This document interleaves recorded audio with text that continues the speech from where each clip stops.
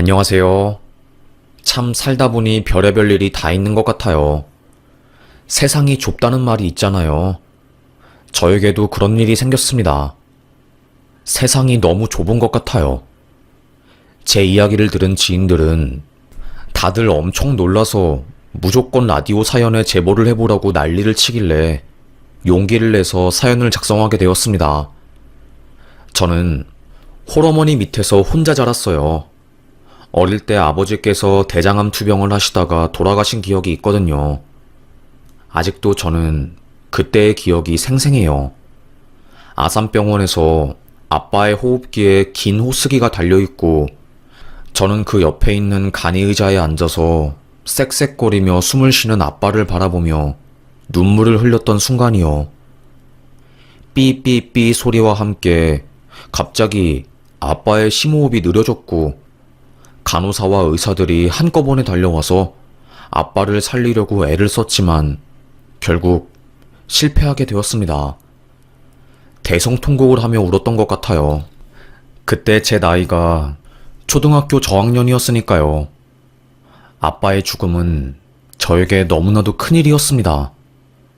엄마도 그날 이후로 저를 더 아껴주셨던 것 같아요. 아무래도 가족이 저희 둘밖에 남지 않았으니까요. 서로에게 서로는 너무나도 소중한 존재였습니다. 아빠가 돌아가신 이후로 엄마는 식당 일부터 시작해서 장례 지도사까지 안 해본 일이 없었어요. 엄마도 많은 나이가 아닌데도 불구하고 저 먹여 살리겠다고 별의별 일을 다 한 거죠. 그러다가 기존에 살고 있던 집주인이 월세를 올려달라고 요구를 한 겁니다. 어쩌죠? 저희가 지금 형편이 너무너무 힘들어서 바로 월세를 올려드릴 수는 없을 것 같은데. 돈이 없으면 짐을 빼든가. 이게 뭐 하는 짓이에요?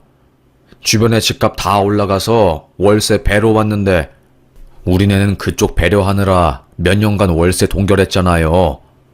더 이상은 우리도 안 돼요.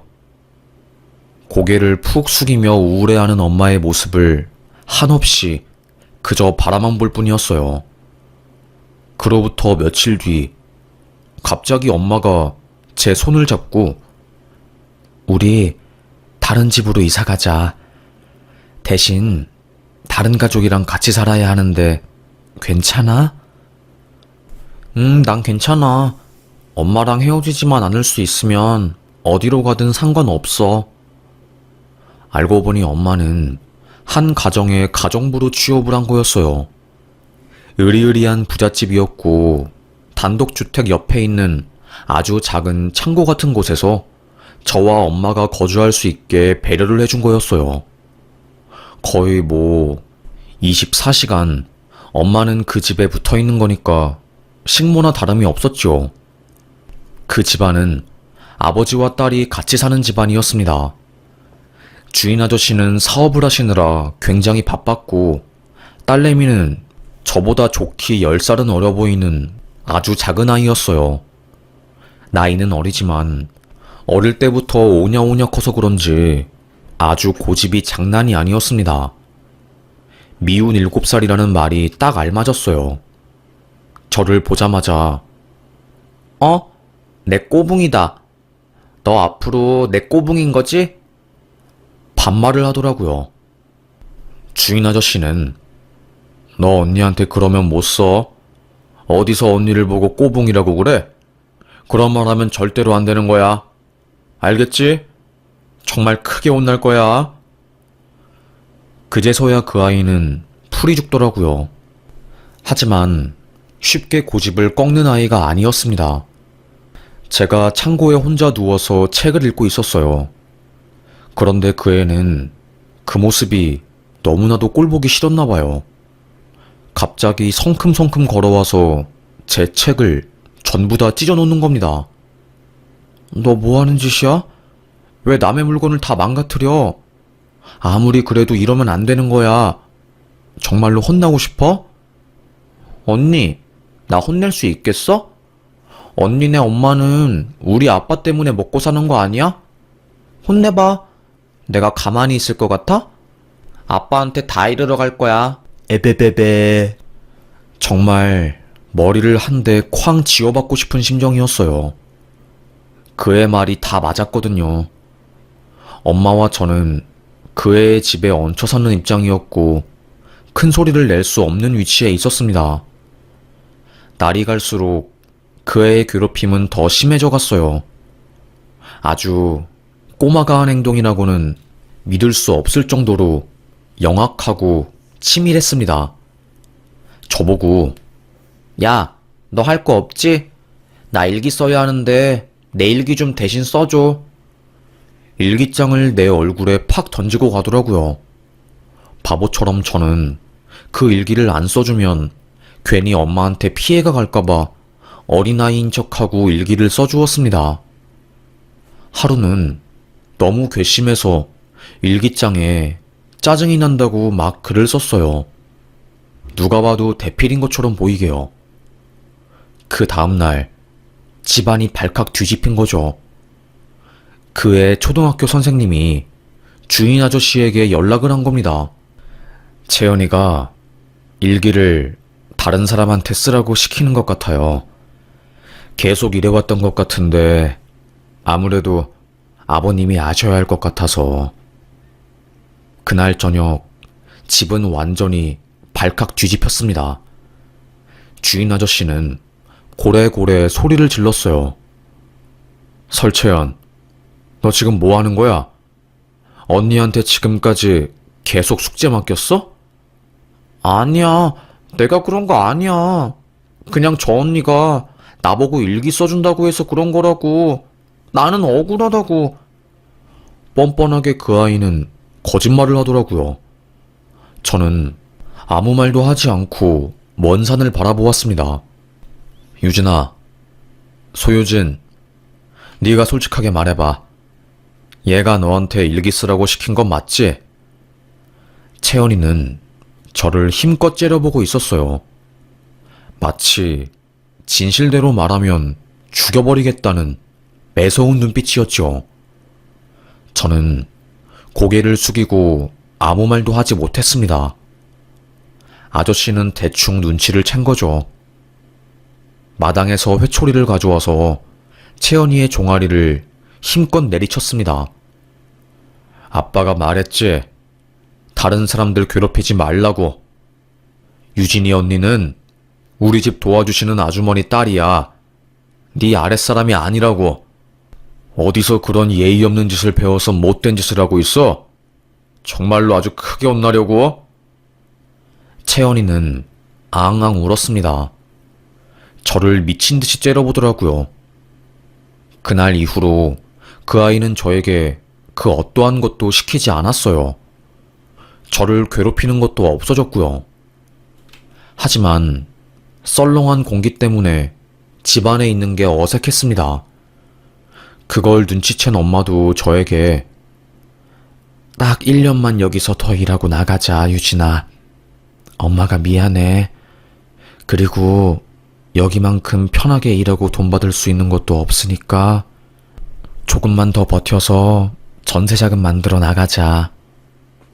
저는 시간이 흐르길 기다리고 또 기다렸습니다. 그러던 도중에 아저씨의 할머니네로 모두가 여행을 가게 되었어요.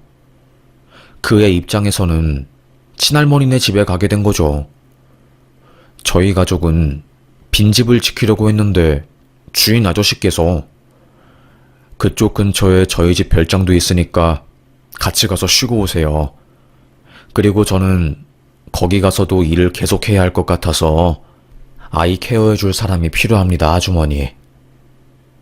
그래서 저와 엄마도 그곳을 따라가게 되었습니다. 여름철 장마 기간이라서 계곡물이 한참 부른 상황이었어요. 아마도 아실 분들은 아실 거예요.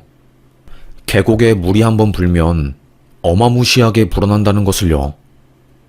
고요해 보이는 계곡이었지만 언제 어디서 물이 쏟아져 내려올지 모르는 상황이었습니다. 동네 사람들은 외부인들에게 산 위에서 물이 떨어지면 계곡에 있는 사람들 쓸려 내려가 죽는 것은 한순간이니까 오늘은 절대로 계곡에 가지 마세요. 알겠죠? 신신당부를 했어요. 저는 그 소리를 듣고 알겠다고 했죠. 엄마도 저에게 비 온 다음 날에 계곡 가는 거 절대로 아니야. 오늘은 그냥 오두막에서 수박이랑 옥수수 먹으면서 쉬어. 알겠어. 나도 물 무서워서 가기 싫어. 절대로 계곡을 가지 않으려고 마음을 먹었습니다. 그런데 문제는 채연이었어요. 채연이 그 녀석은 어른들 말은 절대로 듣지 않으려고 하거든요. 고집도 세고 완전히 청개구리였습니다. 할머니, 계곡에 가면 왜 안 되는데? 아니, 지금은 잔잔해 보이잖아. 문제 없잖아. 새끼, 이 녀석이 혼날라고. 가지 말라면 가지 말라는 거야. 계곡 무서운 줄 모르고 노는 사람들 때문에 매년 한 명씩 죽는다니까. 호통을 치셨습니다. 유진아, 네가 채연이 책임지고 보살펴라. 애가 워낙에 고집이 세서 어디로 튈지 모르니까. 알겠지? 알겠어요, 할머니. 저는 채연이를 졸졸 따라다녔어요. 안 그래도 저희 둘이 사이가 안 좋은데 제가 채연이를 따라다니려니 어색했습니다. 아, 따라오지 마. 나 계곡 안 간다고. 불편해 죽겠네, 진짜. 이 뒷산에서 그냥 가만히 놀면 될 거 아니야. 한 번만 더 따라오면 나 진짜 가만히 안 있어. 저에게 돌멩이를 던지며 저리 가라고 소리를 치더군요. 할 말이 없었습니다. 저도 신경질이 팍 나더라고요. 그래, 너 알아서 해. 내가 네 종도 아니고 짜증난다. 네 인생 네가 알아서 살아. 속이 상한 저는 숲으로 들어갔어요. 거기서 엉엉 울었던 것 같아요. 나보다 나이도 어린 애한테 맨날 욕먹고 눈치 보고 그런 삶이 서럽더라고요. 돈이 없는 게 이렇게 힘든 일인 줄은 꿈에도 몰랐습니다. 펑펑 울다가 갑자기 이상한 느낌이 들더라고요. 저도 모르게 냇가 쪽으로 뛰어갔습니다. 그런데 계곡 근처에서 채연이가 오리 장난감으로 놀고 있더라고요. 야, 거기 들어가면 안 돼. 메롱, 난 들어갈 거지롱. 저를 약 올리겠다고 채연이가 계곡 안으로 들어간 거예요. 그때까지만 해도 수위가 괜찮았어요. 저는 막 돌멩이 사이를 내려오면서 채연이를 잡으려고 했습니다. 그런데 그때 산 윗기슭에서 물이 폭포처럼 내려오는 거였어요. 한순간에 돌멩이들 사이로 물이 쏟아졌고 채연이는 으악 소리를 내면서 몸이 굳어버렸습니다. 그때 든 생각은 설채연을 살려야겠다. 이 생각 하나뿐이었어요. 만약에 걔가 물에 빠져서 죽으면 저뿐만 아니라 우리 엄마 인생도 끝장나는 거니까요. 수영도 못하는 저는 계곡에 퐁당 빠져들었고요. 물을 잔뜩 먹으며 채연이를 번쩍 들어 올렸습니다. 그리고는 큰 바위 위에 올려놓았어요. 그때까지만 해도 물이 큰 바위를 범람하진 않았거든요. 계곡 근처에 있던 휴가 나온 군인 한 명이 저희를 보고 후다닥 달려와서 바위 위에 있는 채연이를 먼저 들어 올렸습니다.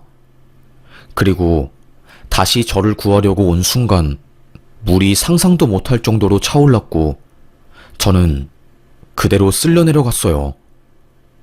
그때 저는 죽는 줄 알았습니다. 살려주세요. 사람 살려주세요. 그 군인도 어마어마한 물 때문에 어찌할 바를 몰라 하더라고요. 미친 듯이 허우적대다가 온몸에 힘이 빠졌고 그렇게 저는 물을 마시고 기절을 해버렸습니다. 숨이 안 쉬어지고 몸이 점점 따뜻해지더니 제가 정신을 잃은 거였어요. 왜 죽기 전에 도파민이 많이 나온다고 하잖아요. 제가 딱 그랬습니다. 죽기 전에 갑자기 행복해지고 몸이 따뜻해지는 기분이 들었어요. 그 순간 제 눈앞에 돌아가신 아빠가 나오더라고요. 엄청 소리를 친 겁니다. 저에게 정신 차려. 소유진, 정신 차려. 편안해진 몸을 다시 거부하고 저는 허우적대기 시작했고 수면 위로 올라와 숨을 쉬려고 미친 듯이 노력을 했어요. 계곡 아래로 쓸려 내려가다가 쓰러진 통나무에 몸이 걸렸고 미친 듯이 그 위로 올라갔죠. 그 통나무 위에 대롱대롱 매달렸고 결국 저는 그 위에서 기절을 하고 말았습니다. 시간이 얼마나 흘렀을까요? 캑캑대면서 저는 눈을 뜨게 되었어요. 계곡 근처 땅에서 우리 엄마가 펑펑 울면서 제 윗옷을 벗기고 심폐소생술을 하고 있었어요. 눈을 뜬 걸 본 엄마는 엉엉 울며 눈물을 흘렸죠. 온 동네 사람들이 다 모였습니다. 채연이는 저 멀리서 잔뜩 겁에 질려 저를 쳐다보고 있더라고요. 뒤늦게 소식을 듣고 달려온 아저씨도 저를 보면서 울었고요. 동네 사람들은 사람 죽을 뻔했어. 정말로 사람 죽을 뻔했어. 그러게 계곡에 들어가면 안 된다니까. 왜 말을 안 들어가지고 지 목숨을 지가 버리고 있어. 다들 제 흉을 보고 있었어요. 그러다가 그 옆에서 걱정스러운 눈빛으로 저를 보고 있었던 군인이 그 말을 듣고 화가 나서 소리를 지르더라고요. 죽을 뻔했던 애한테 못하는 말이 없어요? 제가 계속 지켜봤는데 이 여자애 계곡에 놀러 들어간 거 아니에요. 저 꼬맹이가 계곡에서 놀다가 갑자기 물이 차오르길래 산 위에 있다가 내려와서 목숨 던져서 여자애 살린 거라고요. 욕하지 마세요. 그 순간 일제히 동네 사람들이 채연이가 있는 쪽을 바라보았어요. 주인 아저씨는 너 그거 진짜야? 너 구하느라 언니가 죽을 뻔했던 거야? 채연이는 아무 말도 하지 못하고 있다가 앙앙 울음을 터뜨렸습니다. 사건의 전말을 알게 된 엄마는 가슴을 팍팍 치면서 통곡을 하고 난리도 아니었어요. 처음으로 엄마가 채연이한테 화를 냈습니다. 너 뭐 하는 거니? 대체 내 딸한테 왜 이러는 거니? 주인 아저씨도 미안해서 아무 말도 하지 못하더라고요. 곧이어 119 구조대가 오게 되었고 저는 병원으로 실려가서 정밀 검사를 받게 되었습니다. 폐에 물이 좀 들어간 것 외에는 크게 문제 있는 곳은 없었어요. 그나마 다행이었지만 저는 그날 이후 트라우마 때문에 물 근처에는 얼씬도 가지 못하게 되었습니다. 꿈에서 물에 빠져서 허우적대는 장면이 나오고 그랬어요. 한동안 밤에 잠도 자지 못했지요. 물에 빠진 꿈을 꾸는 게 너무 무서워서 늘 뜬 눈으로 밤을 지새웠습니다. 며칠 뒤 저희 가족은 다시 서울로 올라가게 되었어요. 채연이네 집으로 들어간 거죠. 엄마는 화가 난 목소리로 저를 보고 너는 방 안에 들어가 있어. 그리고 얼마 지나지 않아서 큰 소리가 났습니다.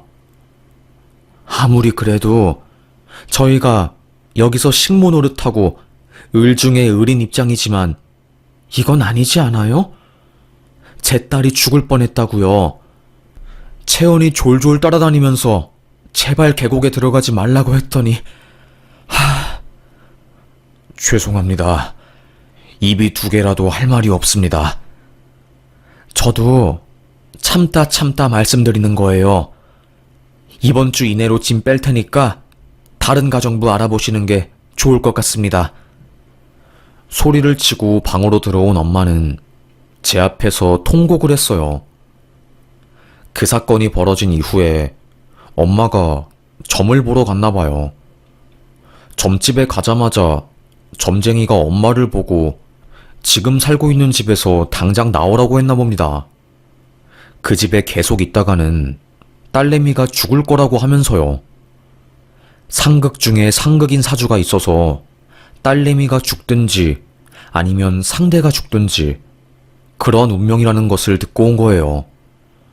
아무 말도 안 했는데 용한 점쟁이가 그런 말을 하니 엄마는 화들짝 놀라서 정말로 그 집을 나와야겠다 마음을 먹은 거였죠.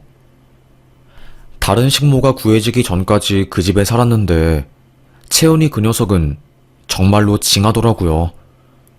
저 때문에 자기가 아빠한테 미움을 받았다고 제가 마당 앞을 지나갈 때마다 저에게 내가 언제나 살려달라고 했어? 대체 왜 나만 나쁜 사람 만드는 거야? 기가 찼습니다. 끝까지 이기적인 채연이를 감당할 힘이 없었던 저는 다 필요 없고 내가 꺼져줄게. 그리고 죽어서도 만나지 말자. 너 정말 싫어. 너 때문에 죽을 것 같아. 그날 저랑 채연이는 머리끄댕이를 잡고 싸우다가 주인 아저씨가 들어오는 소리로 인해서 싸움이 마무리되었어요. 원수보다 못한 사이가 된 거죠. 저는 죽을 뻔한 채연이를 살려주고서도 욕을 먹는 그런 상황이었어요. 며칠 뒤 새로운 가정부가 구해지게 되었고 저랑 엄마는 짐을 챙겨 도망가듯이 그 집을 나왔어요. 고정 수익이 없어지면서 너무나도 먹고 사는 게 힘들었습니다. 바퀴벌레부터 시작해서 쥐가 나오는 작은 단칸방에 살면서 돈이 없어 서러운 것 때문에 남몰래 눈물 흘린 적도 참 많았네요. 그럼에도 불구하고 엄마는 행복하고 긍정적인 마음으로 저를 키우려고 노력을 많이 하셨고 저도 그 마음을 눈치채고 더 성실하고 열심히 살았어요. 대학을 가는 것보다 바로 취업을 해서 가정에 도움이 되는 게 저의 가장 큰 목표였기 때문에 전문 기술을 배울 수 있는 고등학교에 진학을 했습니다. 공부를 안 하는 애들이 대부분이었지만 저는 후회하기 싫어서 공부를 열심히 했어요. 그러다 보니까 전교 1등을 하게 되었고요. 담임 선생님의 권유로 전문대학교에 전액장학금으로 들어가게 되었습니다. 치위생사로 취업을 하게 되었고요. 남들이 보기에는 그저 그런 직업일 수도 있지만 저에게는 정말 좋은 직업이었어요. 같이 일하시는 분들도 너무 친절하고 다들 따뜻한 분들이었으니까요. 야무지게 돈을 벌고 엄마 맛있는 것도 사드리고 뒤늦게 효도를 하고 있을 때쯤 남자친구가 생기게 되었습니다. 대기업을 다니고 있는 사람이었고 자주 가던 봉사 모임에서 눈을 맞게 되었어요.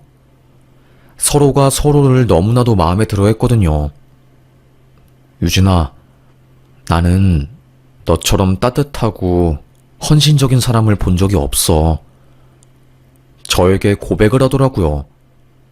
솔직히 말하면 이렇게 잘나고 멋진 사람이 날 좋아해 주다니 처음에는 위축이 되었습니다. 하지만 시간이 지날수록 이 사람을 놓치고 싶지 않아서 저도 더 좋은 사람이 되고 싶었고 그렇게 결국 저희는 연인이 된 거였죠. 3년 정도 사귀었을 때였어요. 서로 결혼 이야기가 나오게 되었죠. 유진이 너는 언제쯤 결혼하고 싶어? 오빠, 나는 최대한 빨리 하고 싶어. 어릴 때 아빠 여의고 나서 엄마랑 나랑 둘이서 가정을 지켜나갔는데 정말로 죽을 만큼 너무너무 힘들었거든. 이런 진지한 이야기를 나누다가 서로 결혼 이야기가 나오게 되었고 저는 청혼받게 되었어요. 은하수가 하늘에 박힌 것 같은 아름다운 호텔 라운지에서 꽃다발과 함께 청혼을 받은 거였죠. 난 너 평생 동안 행복하게 해줄 거야. 그러니까 나랑 결혼해 줄래? 얼마나 감동이었는지 모릅니다. 그 이야기를 들은 순간 이제 제 인생에서 꽃길만 펼쳐질 줄 알았어요. 근데 아니더라고요. 생각도 못한 일이 펼쳐졌습니다. 자기야, 사실 우리 가족이 재혼 가족이야. 엄마랑 아버지가 어릴 때 이혼하시고 8년 전에 엄마가 재혼했어. 그래서 나한테 여동생이 한 명 있거든. 되게 조심스럽게 저에게 고백을 하는 겁니다. 그런데 그거 저에게는 별로 문제가 되지 않았어요. 요즘에는 이혼 많이 하시고 재혼도 많이 하잖아요. 그렇게 큰 마음 먹고 말할 문제는 아닌데, 오빠? 나한테 재혼 과정은 문제되지 않아. 그러니까 미안해하지 마. 저는 엄마에게 결혼하고 싶은 사람이 생겼다고 고백을 했어요. 그리고 오빠도 부모님에게 결혼하고 싶은 사람이 있다며 저에 대해서 이야기를 한 겁니다. 그쪽 집안에서는 반대가 심했다고 하더라고요. 아무래도 제 직업이 치위생사니까 직업적으로 잘난 게 없으니 반대를 했더라고요. 이해가 되는 부분이라서 딱히 속상하거나 그런 건 없었습니다. 다만 아가씨 될 사람이 치대를 다니고 있다고 해서 약간 눈치 보이는 게 있었어요. 아무래도 사회적으로 치위생사보다는 치과의사가 더 대접을 받으니까요. 그래도 남자친구가 완강하게 이 여자랑 결혼을 할 거라고 말해준 덕에 결혼 허락은 받게 되었습니다. 시어머님 되실 분을 먼저 만났어요. 그래도 참 좋으신 분 같았습니다. 제 이야기를 듣고서는 사돈이 정말 고생 많이 했을 것 같네. 여자 혼자 애 키우는 게 쉬운 일은 아닌데 대단해라. 아이고. 네네. 엄마가 고생이 많으셨어요. 아무래도 일도 하면서 저 키우느라 마음고생도 하셨거든요. 따뜻한 분이신 것 같았습니다. 엄마와 저를 이해해 주시고 있는 그대로 바라봐 주셨으니까요. 상견례 날짜를 잡고 두근두근 하는 마음으로 관리를 시작했습니다. 엄마한테 이쁜 옷 한 벌 사드리려고 백화점도 가고 나름대로 준비를 많이 했죠. 대망의 기다리고 기다렸던 상견례 하는 날이 왔어요. 호텔 근처에 있는 고급 유명 한정식당 룸을 예약했습니다. 상견례를 많이 하는 곳으로 유명했죠. 먼저 도착해서 방에 들어가 있었어요. 엄마랑 제가요. 얼마 지나지 않아 남자친구와 시어머니 그리고 아가씨가 도착했습니다. 아버님은 일 때문에 늦게 도착한다고 하더라고요. 그런데 아가씨 얼굴이 보면 볼수록 익숙하더라고요. 소소하게 간단한 이야기를 나누고 있다가 갑자기 아가씨가 저에게 치위생사예요? 그래서 가방 짝퉁으로 들고 있는 건가? 제가 나름 꾸민다고 명품 가방을 들고 갔거든요. 그 가방은 제가 산 게 아니라 엄마의 엄마가 혼수로 받은 귀한 명품 가방이었습니다. 그걸 엄마가 저에게 물려준 거였고요. 갑자기 얼굴이 붉어지면서 화가 나더라고요. 치대생인 아가씨는 그때부터 저를 무시하기 시작했습니다. 요즘은 돈도 못 버는 것들이 분수에 안 맞게 개나 소나 비싼 가방 들고 다녀서 문제라니까? 정말로 왜 그러는지 모르겠어. 인생을 그렇게 살면 안 되는 건데. 그치? 시어머니가 아가씨에게 눈치를 줬어요. 하지만 지 멋대로 인생을 사는 아가씨는 분수도 없이 제 면전에서 치위생사 직업을 까내리더라고요.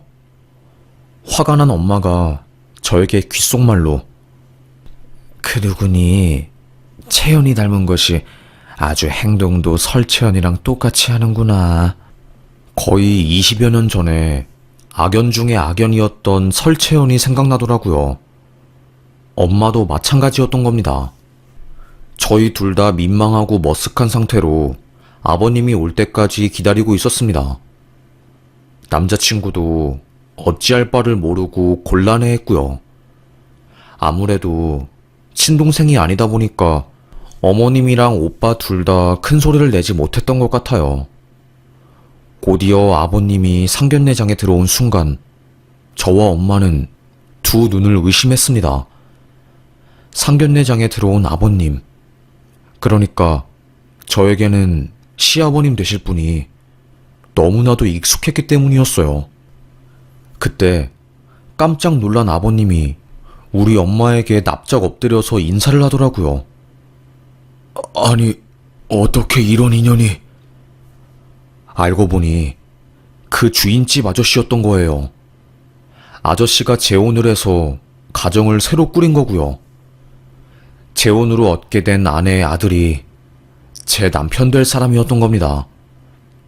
밖에서 구두를 갈아 신으며 아가씨가 저에게 한 말들을 다 들은 아버님은 손으로 아가씨 뒤통수를 확 쳤어요. 너 기억 안 나? 정말로 이런 식으로 할 거야? 너 살려준 언니잖아.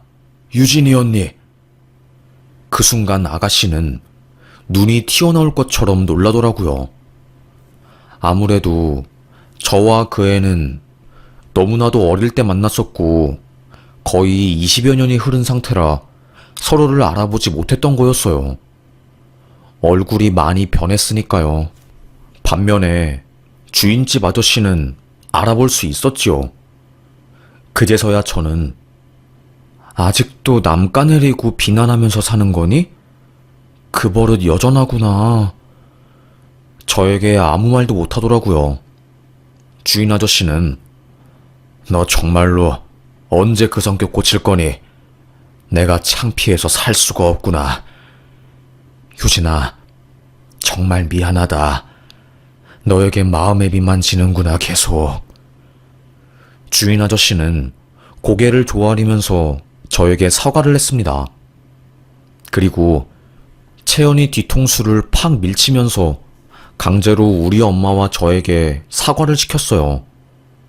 자존심 상한 그 아이는 상견례장을 박차고 나가려고 하다가 아버님한테 붙잡혔고 계속 풀이 죽은 채로 상견례장에 앉아 있었네요. 엄마는 이야기했습니다. 죄송하지만 저는 이 결혼 못 시킬 것 같습니다. 저희 딸이 채연이 때문에 죽을 뻔한 걸 생각하면 아직도 치가 떨려서요. 시댁 식구들은 완전히 패닉이 되었죠. 남자친구는 여동생에게 원망의 눈초리를 보냈고요. 워낙에 단호했던 엄마의 입장 때문에 상견례는 빨리 끝나게 되었고 집에 가자마자 엄마가 나는 절대로 그 집안에 너 시집 못 보낸다. 다른 사람도 아니고 사주상으로 상극 중에 상극인 채연이와 가족이 될 순 없어. 엄마의 말이 틀린 건 아니었어요. 하지만 남자친구와 헤어지기에는 제가 너무 힘들었습니다. 하지만 남친보다 엄마가 더 소중했고 제 자신이 더 소중했기 때문에 저는 엄마의 말을 따랐어요. 남자친구는 여동생에게 난리를 쳤다고 하더라고요. 네가 뭔데? 네 때문에 내 결혼 개판 났잖아. 공부 잘하고 치대 들어갔다고 콧대 높았던 그 아이는 결국 집안에서 완전히 눈엣가시가 되었다고 하더라고요. 그렇게 저는 결혼을 할 뻔하다가 어그러지게 되었고 결국에 파혼하게 되었습니다. 너무나도 사랑하는 사람이었지만 제가 힘든 길은 선택하지 않으려고 했어요. 아무래도 결혼은 현실이었으니까요. 처음에는 죽을 듯이 힘들더라고요. 그 아이 때문에 또 내 인생이 힘들어지는구나 하고요. 정말 나는 그 아이와 죽을 때까지 엮이는 운명인 건가 하는 생각에 밤잠을 못 이루었습니다. 하지만 시간이 흐르니 상처는 옅어지더라고요. 그리고 다시 저에게도 좋은 사람이 다가오게 되었습니다. 너무 행복했어요. 그 사람과 하루하루를 지내다 보니까 점점 다시 결혼을 하고 싶다는 마음을 먹게 되었고 4년간의 교제 끝에 결혼식을 올리게 되었습니다. 행복하게 아이를 낳고 평안한 가정을 꾸리고 있을 때쯤 알게 된 사실이 있었어요. 저를 괴롭혔던 그 채연이라는 아이는 속도 위반으로 결혼을 했다고 하더라고요. 클럽에서 만난 남자친구였대요. 하지만 결혼하고 나서도 노는 버릇을 고치지 못하고 아내 몰래 클럽을 가게 되었고 결국 거기서 사단이 난 거죠. 다른 여자랑 잠자리를 하다가 딱 걸리게 되었고 이혼을 했다고 합니다.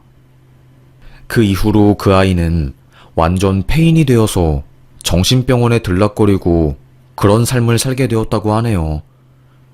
이게 바로 손 안 대고 코 푼다는 건지 뭔지는 모르겠지만 잘 살고 있지 않다는 이야기를 들으니까 솔직히 말해서 기분이 좋긴 하더라고요. 아주 쌤통이라고 말해야 할까요? 엄마도 그 말을 듣고 역시 그런 애들은 자기 팔자를 자기가 꼬더라고. 조용히 살았으면 치과 의사로 승승장구했을 텐데. 엄마가 저에게 그랬었거든요. 최고의 복수는 정말로 그 사람에게 복수를 하는 게 아니라 그 사람이 생각 안 날 정도로 너무나도 행복하게 사는 게 복수라고 했거든요. 처음에는 내가 성인군자도 아니고 어떻게 그래? 라고 하면서 그 말을 이해하지 못했는데 이제 좀 알 것 같습니다. 내가 행복한 게 최고의 복수인 것 같아요. 아픈 기억은 훌훌 털어버리고 이제는 행복하게 남은 인생 살아보려고 합니다. 하루하루 쉽지 않은 인생이지만 이 또한 경험이고 추억이겠지요. 지금은 너무나도 좋네요. 그럼 저의 이야기를 들어주셔서 감사합니다. 요즘 날이 추우니 몸 따뜻하게 잘 챙기세요. 감기 걸리면 큰일이니까요. 저는 여기서 사연 마치겠습니다. 감사합니다.